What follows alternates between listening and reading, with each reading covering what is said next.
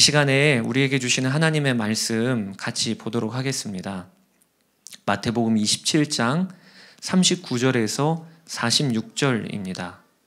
마태복음 27장 39절에서 46절 말씀.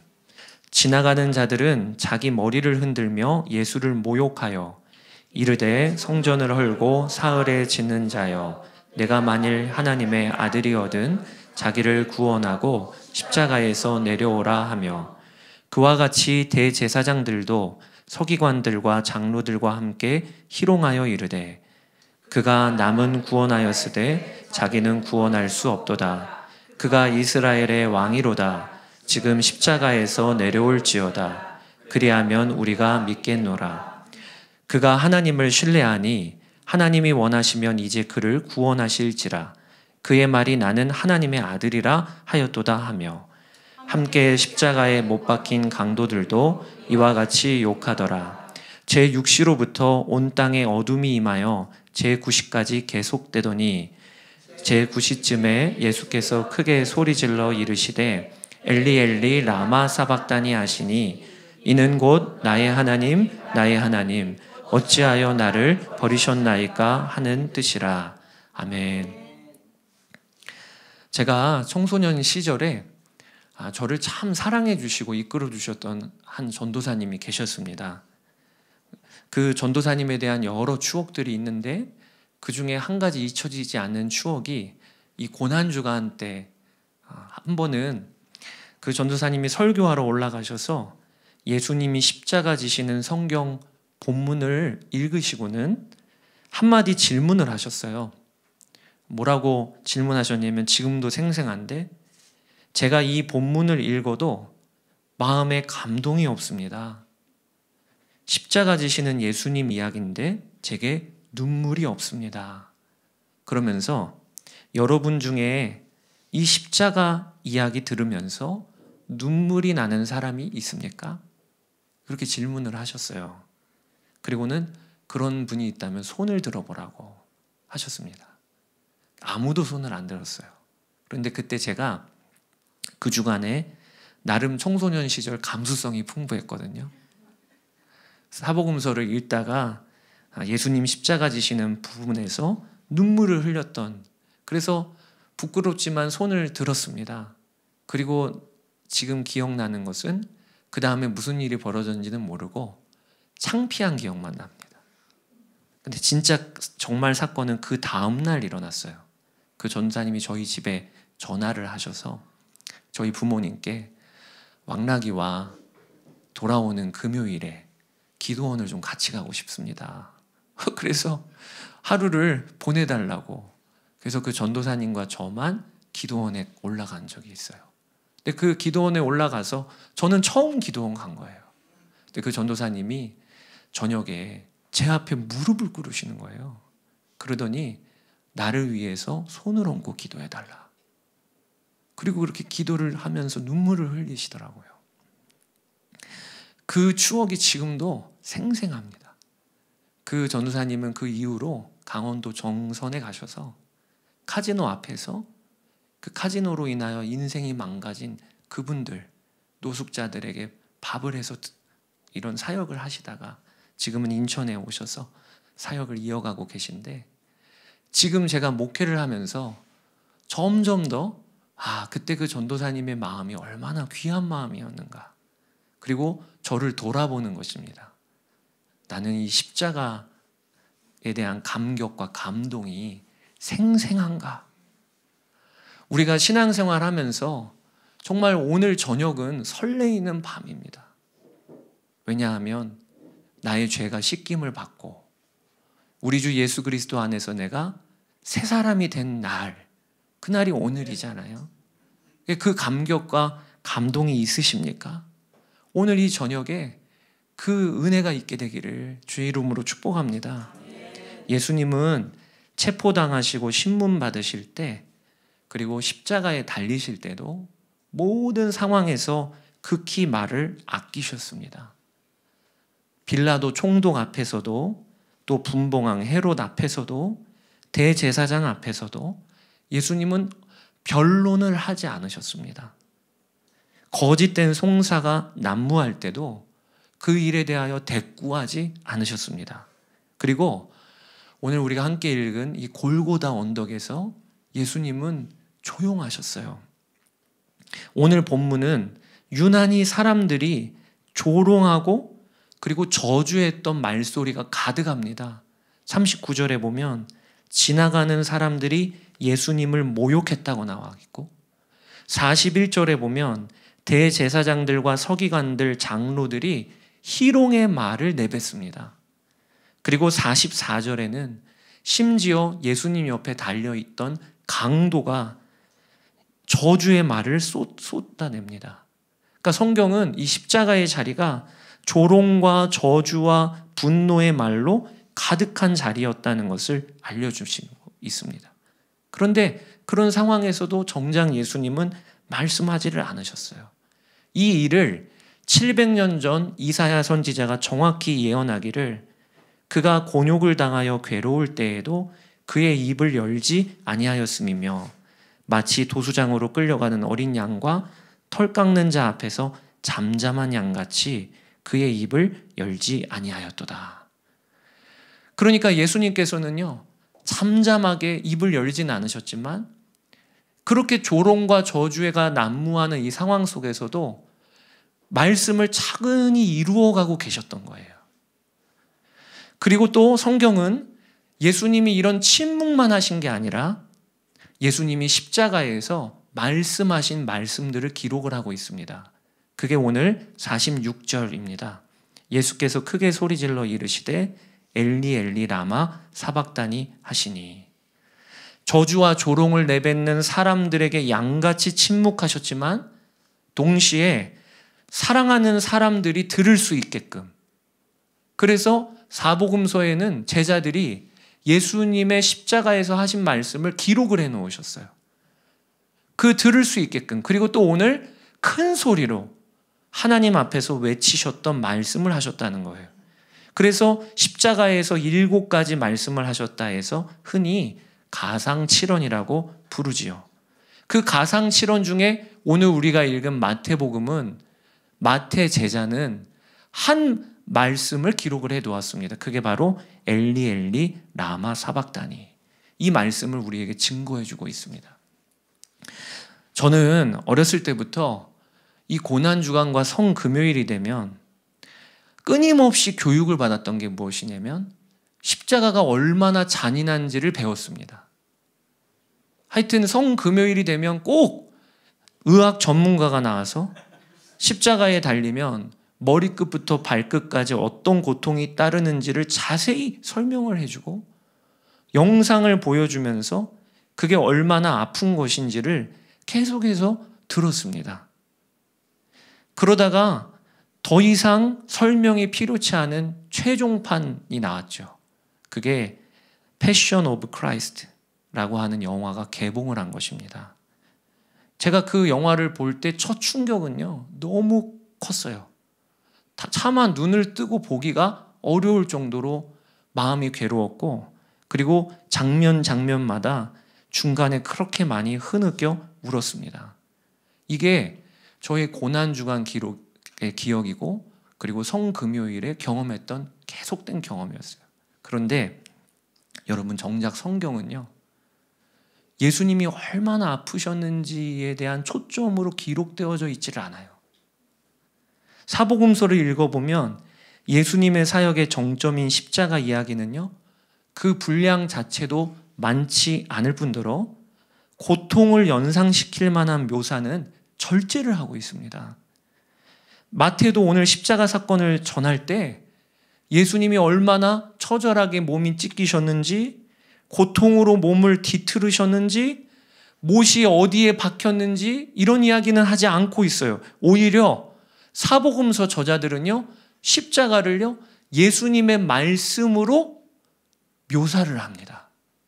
예수님이 하신 말씀으로 십자가를 알려주고 있어요. 이것은 무슨 이야기냐면 우리가 십자가를 볼 때 얼마나 잔인했는가, 얼마나 고통스러웠는가에 주목할 일이 아니고 예수님이 외친 말씀에 주목하라는 거예요. 그게 십자가라고 하는 것을 알려주는 것입니다. 십자가는 무엇인가? 오늘 엘리 엘리 라마 사막다니가 바로 십자가라는 거예요.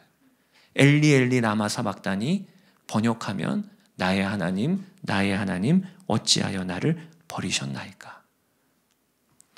저희 아내와 함께 한 번은 이 본문 말씀을 묵상하다가 그런 질문을 저희 아내가 물어봤어요. 이상하다는 거예요.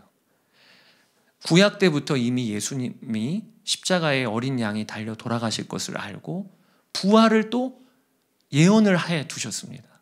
예수님도 공생의 사역 기간 동안에 제자들에게 인자가 팔리어 십자가에 죽을 것이고 그리고 심지어는 3일 만에 살아날 것이라고도 그렇게 미리 말씀해 놓으셨어요. 그러니까 예수님은 십자가 달리실 때 이미 부활의 역사와 승리도 보셨습니다. 그런데 어찌하여 나를 버리셨나이까? 라고 하는 이 고백이 논리상으로는 맞지 않는다는 거예요. 아니, 부활하실 건데, 다시 살아나실 건데, 그런데 이 십자가에서 이 말씀을 굳이 왜 하셨냐는 거예요. 그래서 많은 사람들이 이 엘리 엘리 라마 사막다니를 예수님이 너무 고통스러우셨으니까 거기에서 외치는 심정이셨구나. 예수님의 지금 심정이 하나님께로부터 버림받았다고 느껴질 정도로 그렇게 고통스러운 예수님의 심정을 표현한 것이구나. 이렇게 생각을 할 수 있어요.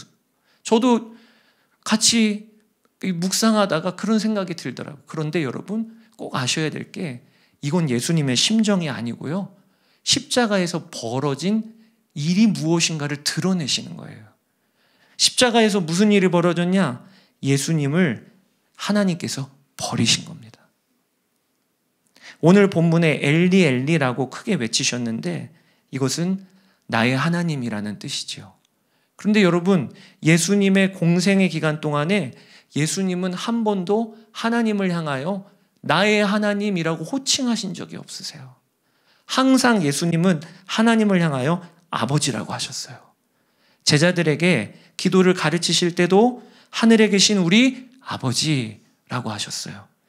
12살이 되던 소년 시절에 성전에서 잃어버린 아이를 찾는 부모에게 뭐라고 이야기하셨냐면 어찌하여 나를 찾으셨나이까? 내가 내 아버지 집에 있어야 될 줄을 알지 못하셨나이까? 그리고 십자가 지시기 바로 전 겟세마네 동산에서도 아버지여 만일 아버지의 뜻이거든 이 잔을 내게서 옮기시옵소서라고 기도를 하셨어요. 그러니까 예수님에게 언제나 하나님은 나의 아버지셨고요. 예수님은 아버지라고 호칭을 하셨어요. 그런데 오늘 십자가에서 그 하나님에 대한 호칭이 바뀌었습니다. 아버지가 아니라 하나님이라고 바뀐 거예요. 이건 뭘 의미하는 거냐면 예수님이 하나님 아버지와 늘 누리셨던 아버지와 아들의 친밀함이 오늘 십자가에서 사라진 것을 말하는 것입니다. 그러니까 하나님은 십자가에 달리신 예수님을 보면서 내 아들 이러면서 안타깝게 바라만 보신 것이 아니고요. 그게 십자가가 아니고 십자가에서 하나님이 처음이자 마지막으로 예수님을 향해 등을 돌리신 것이에요. 그리고 예수님을 버리신 것이 십자가인 것입니다. 그래서 우리가 사도신경을 고백할 때 뭐라고 고백하냐면 본디오 빌라도에게 고난을 받으시고 그리고 십자가에 못 박히셨다. 이렇게 고백을 하지만 여러분 예수님을 십자가에 단 장본인은 사실 본디오 빌라도가 아닙니다. 또 그 당시의 유대 지도자들도 아닙니다. 사실 하나님이신 예수님 그분을 누가 감히 십자가에 달 수 있는 능력이 있겠습니까? 예수님은 12군단도 더 되는 천사들을 부리실 수 있는 분이라고 하셨잖아요. 그러니까 누가 십자가에 단 게 아니에요. 사실 한 분입니다. 아버지 하나님이 아들 예수 그리스도를 십자가에 다시고 그리고 예수님을 버리셨어요. 그래서 예수님께서 엘리 엘리 라바 사박다니 이게 십자가라는 것입니다. 이것을 이사야가 정확히 예언했습니다. 이사야서 53장 10절에 여호와께서 그에게 상함 받게 하시기를 원하사 질고를 당하게 하셨은지. 그러니까 하나님께서 원하셨다는 거예요. 아들 예수 그리스도가 질고를 당하도록 하나님이 원하셨다는 거예요. 여러분, 왜 그렇게 하셨을까요? 하나님이 왜 아들 예수 그리스도를 버리셨을까요? 그것이 십자가에 예수님이 달리신 그 순간에 예수님은 더 이상 사랑받는 아들이 아닌 나의 대속제물이 되셨기 때문에 그런 것입니다. 나의 대속제물. 그러니까 구약 제사에 보면 제사를 드리는 예배자들이 제물을 끌고 나옵니다. 그리고 성전 앞으로 나아갑니다. 그리고 중요한 순서가 무엇이냐면 그 제물의 머리에 손을 얹습니다. 그러면 그 순간에 이 제물은 그냥 한 동물이 아니라 죄 지은 그 사람이 되어 하나님께로 나아가게 되는 것입니다. 그러니까 흠없는 양을 끌고 왔어도 그 동물의 머리에 손을 얹고 안수하는 순간 그 동물은 이제 죄인인 내가 되어서 하나님께 나아가게 되는 거죠. 그러면 하나님께서 번제단 앞에서 그 제물이 완전히 해체가 되고 하나도 남김없이 불에 다 태워질 정도로 하나님은 그 제물을 없이 하시게 하십니다. 그 역사가 오늘 본문에 일어나고 있는 거예요. 그러니까 십자가에서 예수님은 죄인인 내가 되시고 죄 덩어리인 내가 되신 것입니다. 우리를 구원하시기 위하여 하나님께서 하신 일이 십자가에서 아들 예수 그리스도를 죄로 삼으신 거예요. 그게 고린도후서 5장 21절, 하나님이 죄를 알지도 못하신 일을 우리를 대신하여 죄로 삼으셨다. 이렇게 얘기하셨어요. 예수님이 죄가 되어셔서 죄값을 치르신 거예요. 우리가 받을 죄값을 치르신 겁니다. 여기에 우리의 구원의 근거가 있는 것입니다. 한 청년이 저한테 그런 얘기를 물어보더라고요. 하나님이 왜 본인이 해결하시지 아들을 내어주시냐? 그런 매정한 부모가 어디 있느냐? 자기는 그게 안 믿어진다는 거. 오히려 하나님이 그렇게 매정한 부모가 어디 있냐? 여러분, 하나님은요 자신이 죽으셨을 수도 있습니다. 말이 안 되는 얘기지만, 그러나 그렇게 되면 하나님의 공의는 이루어지지를 못하는 거예요.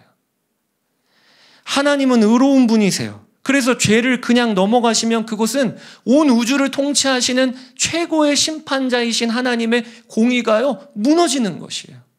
의로우신 하나님이 더 이상 될 수가 없습니다. 하나님은 심판하셔야 합니다. 죄에 대하여.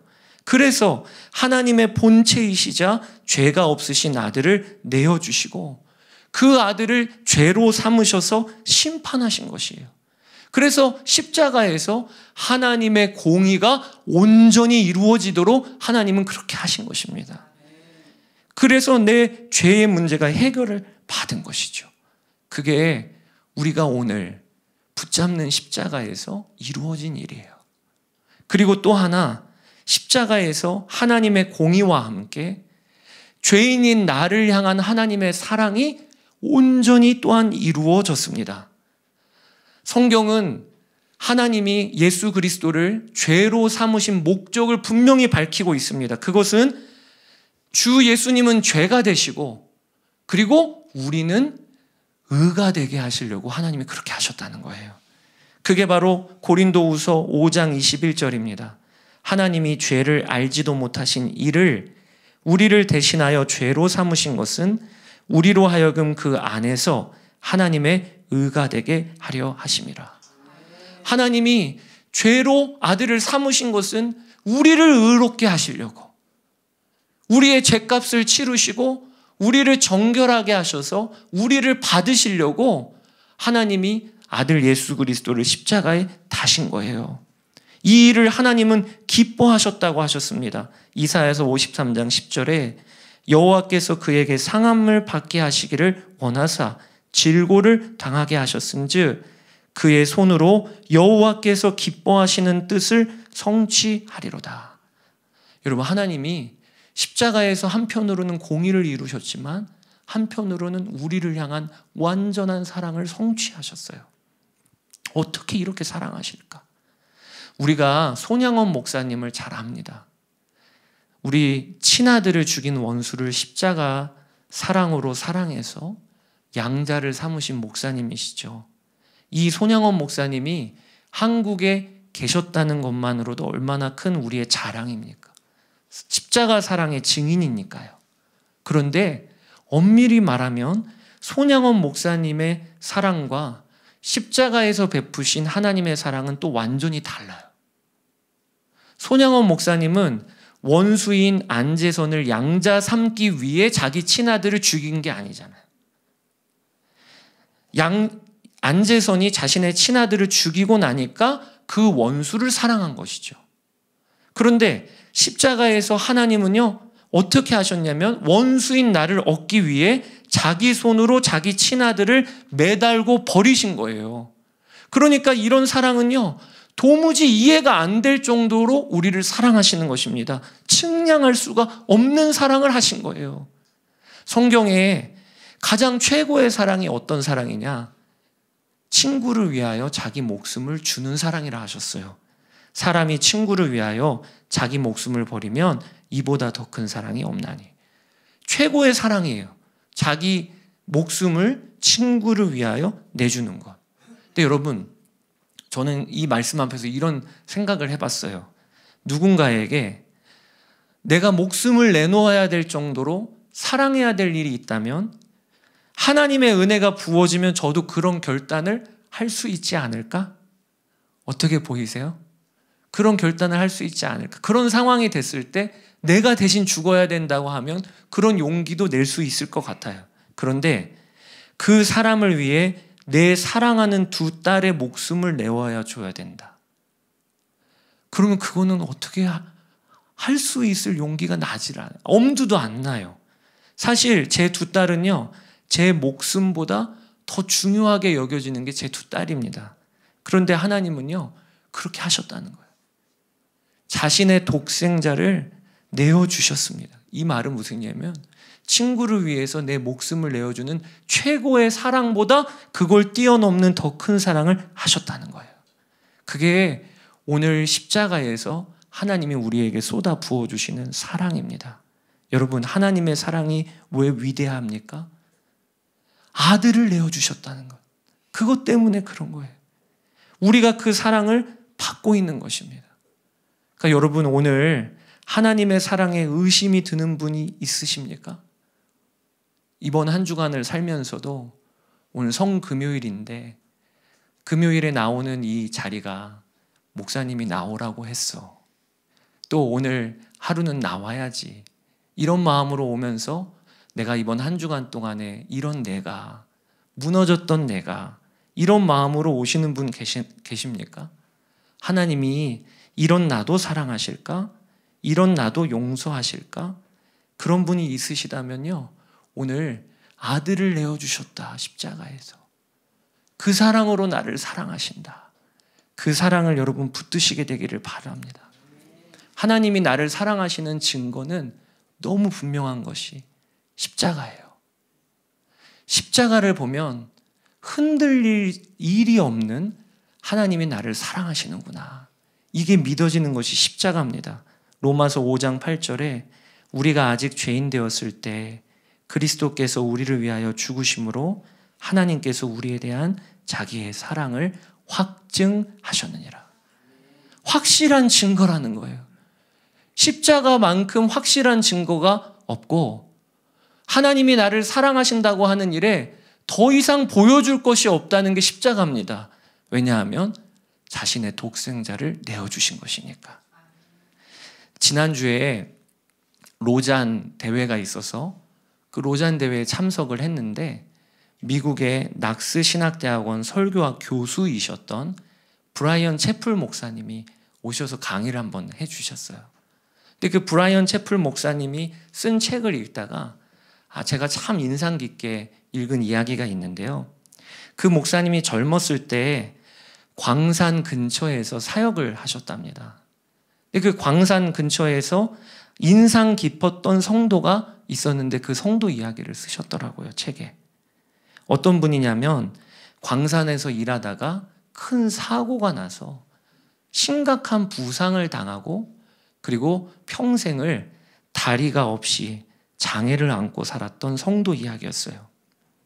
그런데 그 성도가요, 얼마나 아름답게 신앙생활을 하는지 그 교회에서는 소문이 날 정도로 참 많은 이들에게 존경과 사랑을 받는 신앙인이었답니다. 이 브라이언 채플 목사님도 젊었을 때 그 교회에 부임해 가서 그 성도가 계속 눈에 들어왔대요. 그런데 어느 한 날 예배가 끝나고 함께 식탁에 교제를 하고 있는데 한 젊은이가 그 성도에게 다가가서 이렇게 대화를 하면서 물어보더랍니다. 옆에 듣고 있던 브라이언 채플 목사님도 유심히 대화를 들으셨대요. 그 젊은이가 어르신이 믿음의 사람이라는 말을 많은 분들을 통해 들었습니다. 그동안 살면서 겪은 그 모든 어려움에도 불구하고 어떻게 하나님을 신뢰하실 수 있으셨습니까? 그러니까 그 젊은이가 보기에는 다리가 장애를 안고 있고 그리고 그렇게 불편한 몸으로 살면서도 너무 아름답게 신앙생활하는 그걸 보면서 비결을 알고 싶었던 거예요. 그런데 그 질문에 너무 솔직하게 그 성도가 대답을 하더랍니다. 약간은 놀랄 정도로 뭐라고 대답을 했냐면 젊은이의 말이 옳으네. 이따금 사탄이 젊은이가 앉아있는 그 의자에 앉아서 내게 질문을 던지곤 한다네. 사탄은 창밖에 있는 내 또래의 사람들을 가리키면서 그들이 광산에서 열심히 일하며 형통한 삶을 사는 모습을 내게 보여준다네. 그리고 내게는 없는 다복한 가정과 좋은 집을 소유한 사람들을 가르치면서 예수님이 진정으로 너를 사랑하느냐고 묻는다네. 사탄은 나처럼 다리가 부러지지 않고 육신이 멀쩡한 노인들을 가리키고 그들의 건강한 육체를 보여주면서 예수님이 정말로 너를 사랑하느냐고 묻는다네. 그러니까 이 노인도 이 성도도 신앙생활하면서 끊임없이 어려운 고민이 드는 게 하나님의 사랑에 의심할 때가 있다는 거예요. 사탄이 와서 몸이 멀쩡하고 그리고 유복한 가정을 보여주면서 너 이게 뭐야? 너의 꼴이 이게 뭐야? 신앙생활하는 너의 이 모습이 이게 하나님이 당신을 진짜 사랑하는 게 맞아? 이렇게 사탄의 괴롭힘을 늘 경험하고 있다는 거예요. 브라이언 채플 목사님이 듣고 있다가 깜짝 놀랐어요. 야, 저 믿음 좋으신 어르신도 저런 고민이 있구나. 저런 시달림이 있구나. 그리고 나서 이어지는 이야기를 그렇게 책에 쓰셨더라고요. 청년이 질문을 하기를 그럴 땐 어떻게 하십니까? 사탄이 그런 식으로 말하면 어떻게 대처하시나요? 그때 그 노인이 뭐라고 대답을 했냐면 나는 사탄의 손을 붙잡고 그를 갈보리 언덕으로 데려간다네. 그런 다음에는 우리 주님의 이마에 가시관과 양손의 못을 가리키며 보라, 예수님이 나를 사랑하시지 않는가? 라고 말한다네. 그러면서 브라이언 채플 목사님이 책에 그렇게 쓰셨어요. 나를 사랑하시는 증거를 만약에 세상에 보이라. 하나님이 나를 사랑하신다. 하나님이 나를 오늘도 한량없는 사랑으로 나를 붙들고 계신다. 그 증거는 하나면 충분하다는 거예요. 건강, 물질, 어떤 번영 아니고 십자가. 그러면 마귀에게 내놓으면서 보라, 하나님이 나를 사랑하시지 않는가. 이게 십자가라는 거예요. 오늘 이 자리에 나오신 여러분 중에 그런 시달림이 있으세요? 나는 이런 상황인데, 나는 이런 처지인데 하나님이 나를 사랑하시는 것이 맞아? 하나님이 나를 잊으신 것 아닐까?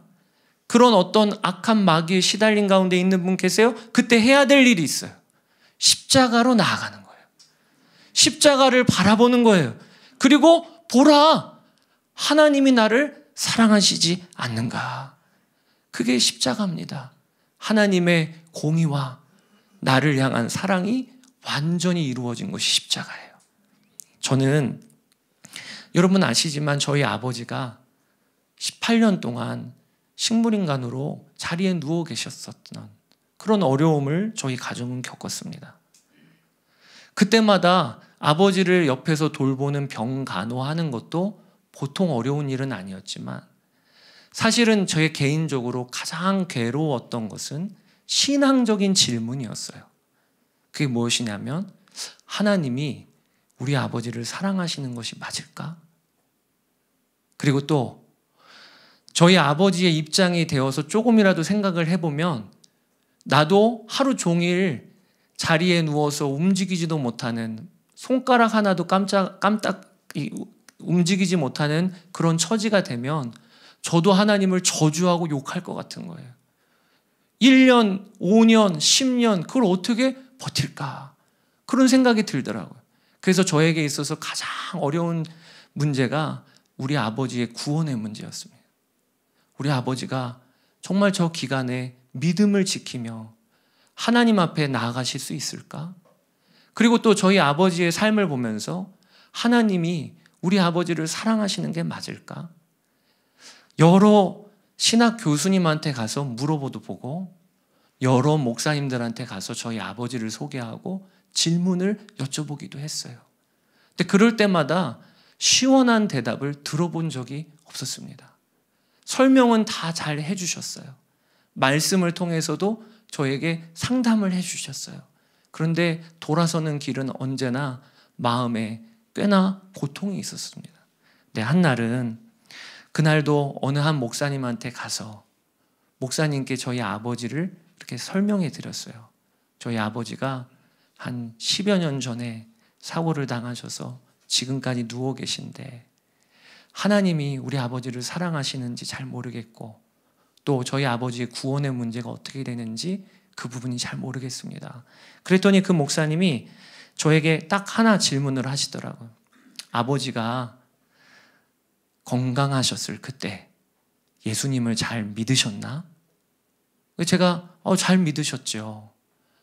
교회에서도 참 헌신적으로 아름답게 봉사하셨었어요. 그랬더니 그 목사님이 저에게 그래? 그러면 된 거야. 아버지가 예수님을 잘 믿으셨다. 그러면 된 거야. 그리고 저를 위해서 기도해주고 그렇게 돌려보내주시더라고요. 제가 돌아오는 길에 이번에도 글렀다. 답을 못 들은 것 같고. 그런데 돌아오는 길에 차를 운전해서 집으로 오는데 계속 제 마음에 때가 됐나 봐요, 아마. 성령께서 계속 그러면 된 거야. 그러면 된 거야. 이걸 반복적으로 제 마음에 떠오르게 하시더라고요. 그러면서 제 믿음이 어떤 믿음이 생기냐면 아버지가 예수 그리스도로 말미암아 구원받으신 분이다. 그러면 된 거다. 아버지가 예수 그리스도로 말미암아 하나님 나라 백성이 되셨다. 그러면 된 거다. 그러면서 그날 십자가와 아버지와 연결이 되는 거예요. 저는 이전까지 아버지의 상황과 그렇게 연결을 해보면 하나님이 사랑하시는 게 맞나? 아닌 것 같아요. 건강과 연결해보면 아닌 것 같아요. 그리고 어떤 재정의 문제와 연결해보면 아닌 것 같아요. 어떤 문제와 연결해보면 아닌 것 같아요. 그런데 십자가와 연결해보니까 결론이 나기를 아버지 사랑하신 거 맞네. 하나님이 우리 아버지를 사랑하신 게 맞네. 여러분, 오늘도 하나님의 사랑 다른 증거가 없습니다. 십자가면 충분해요. 더 하나님이 나를 사랑하시는 증거를 더 주시고 덜 주실 것도 없어요. 독생자를 내어주신 그게 십자가니 그러면 나를 사랑하시는 거 맞네. 내 인생이 복 있는 것이 맞네. 그것이 우리의 고백이 되는 것입니다. 십자가로 나아가세요. 그리고 또 오늘 우리가 붙잡을 것이 이 십자가로 말미암아 우리에게 하나님으로부터 버림받는 저주가 이제는 끊어졌음을 오늘 붙드시게 되기를 바랍니다. 예수님이 엘리 엘리 라마 사박단이라고 외치셨죠? 이 외침을 통해서 우리가 알게 되는 것이 이제는 우리는 하나님으로부터 버림받는 저주가 없습니다. 성경에 예수님은 너희도 나를 따르려면 너희 십자가를 지고 나를 따르라고 하셨어요. 우리도 우리 십자가를 지고 주님을 따라갑니다. 그런데 여러분, 예수님의 십자가와 우리 십자가의 가장 큰 차이가 뭔지 아십니까? 우리의 십자가는요, 엘리 엘리 라마 사박단이라고 하는 외침이 없는 거예요. 왜? 예수님께서 그 저주를 다 받아내셨으니까. 그래서 오늘 이 말씀이 우리에게 너무 중요한 것입니다. 왜 예수님이 그 마지막 숨이 끊어질 것 같은 그 순간에 큰 소리로 외치셨을까요? 우리 들으라고 하시는 거예요. 엘리 엘리 라마 사박단이 내가 외쳤다. 하나님으로부터 버림받는 저주가 나에게 다 쏟아졌다. 이 말은 뒤집으면 우리는 하나님으로부터 버림받는 저주가 없어요. 그래서 성경에서 하나님의 부르심과 은사는 후회하심이 없고 하나님은 우리를 떠나지 아니하신다고 하신 거예요. 그 증거가 내주하시는 성령님이십니다. 성령님이 우리 안에 오셔서 떠나지 아니하세요. 그래서 히브리서 13장 5절에 내가 과연 너희를 버리지 아니하고 과연 너희를 떠나지 아니하리라. 이 역사가 이 엘리 엘리 라마 사박단이라고 하는 외침을 통해서 우리에게 주어진 거예요. 여러분, 우리를 떠나지 아니하시기 때문에 우리는 무너져도 주님 앞에서 무너질 수 있어요. 넘어져도 십자가 붙들고 넘어질 수 있는 거예요. 왜? 주님이 우리를 버리지 아니하시고 떠나지 아니하시기 때문에. 그래서 다시 일어날 수도 있는 겁니다. 다시 시작할 수도 있는 겁니다. 오늘 이 성금요일 밤이 어떤 밤이냐? 다시 시작하는 밤. 다시 일어나는 밤. 구약에 대속죄일이 있죠. 이 대속죄일이 레위기 16장에 들어가 있어요. 그런데 이 위치가 참 절묘합니다. 레위기 16장은요, 레위기 12장부터 이어지는 모든 성결법 중간에 들어가 있어요. 여러분, 성결법은 뭡니까? 우리가 구원을 받고 하나님을 닮아가는 삶에서 성결하고 정결하게 사는 법칙이에요. 그런데 여러분, 왜 레위기 16장 중간에 대속죄일을 두셨을까요? 이스라엘 백성들이 제사를 드리고 그리고 정결함을 얻은 후에 삶에서 거룩하게 살기 위하여 하나님의 말씀을 지켜나갑니다. 음식 규례, 의복 규례, 그리고 집을 관리하는 규례, 얼마나 규례들이 많습니까? 그런데 그런 규례들을 지키다가 보면 어떻게 되지요? 자신도 모르게 부지 중에 그 규례를 어길 때가 있고, 그리고 육신의 연약함으로 넘어지고 쓰러질 때가 있어요. 그런 성결법 전체의 중앙에 대속죄의 규례를 넣어두신 이유는 다시 시작할 수 있는 날이 있다는 거예요. 그게 언제냐? 우리 대제사장이 지성소까지 들어가서 이스라엘 모든 죄를 다시 씻기시는 것을 또 한 해 주시고 또 한 해 주심으로 이스라엘 백성들에게 정결하게 살려고 하다가 무너진 너희들이요, 내 백성들이요, 다시 시작하는 날이 왔다. 다시 시작하는 날이 왔다. 이게 레위기 16장의 대속죄일 규례를 주신 것이거든요. 여러분, 우리에게 대속죄일이 오늘날이에요. 우리의 대제사장이 되신 예수 그리스도께서 하나님 지성소까지 들어가셔서 거기에서 제물이 되어 거기에서 피 흘림을 뿌리시고 그리고 휘장이 반으로 쪼개지는 그 날. 그래서 우리는 오늘 다시 시작할 수 있는 날이 된 거예요. 그래서 오늘 이 저녁에 결단하시게 되기를 바랍니다. 예수 그리스도로 인하여 나는 버림받은 저주가 없고 여전히 내 안에 내주하시는 성령님이 계시니 주님, 저 다시 성결하고 정결한 삶 시작합니다. 주와 동행하는 삶 시작합니다. 이 자리에서 이 은혜, 버림받음이 없는 십자가의 은혜를 가장 오랫동안 붙잡고 있는 자가 있다면 저예요, 저.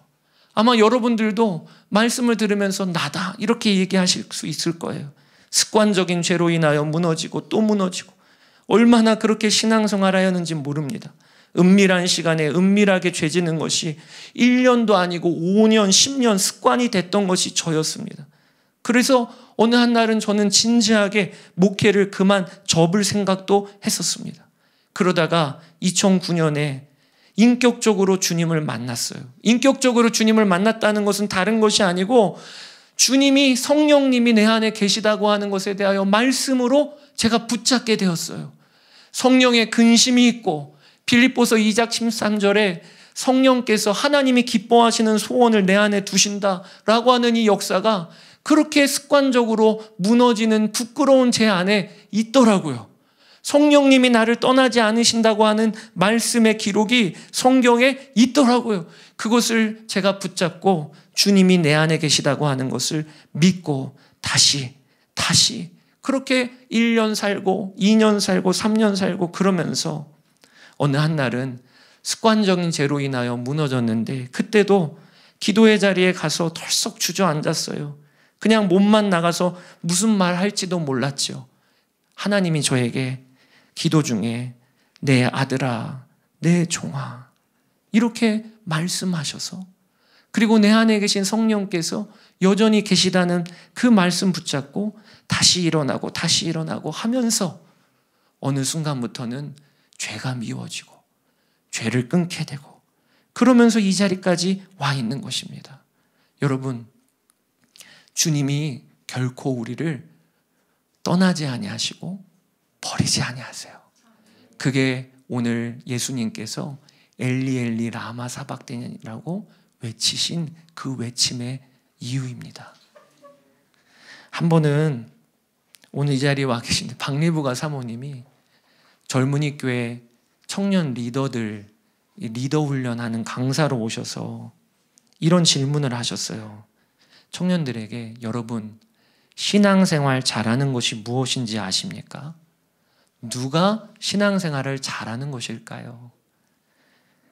그러면서 뭐라고 이야기하셨냐면 99번 넘어지면 100번 일어나고 100번 넘어지면 101번 일어나는 그 사람이 신앙생활을 잘하는 것입니다.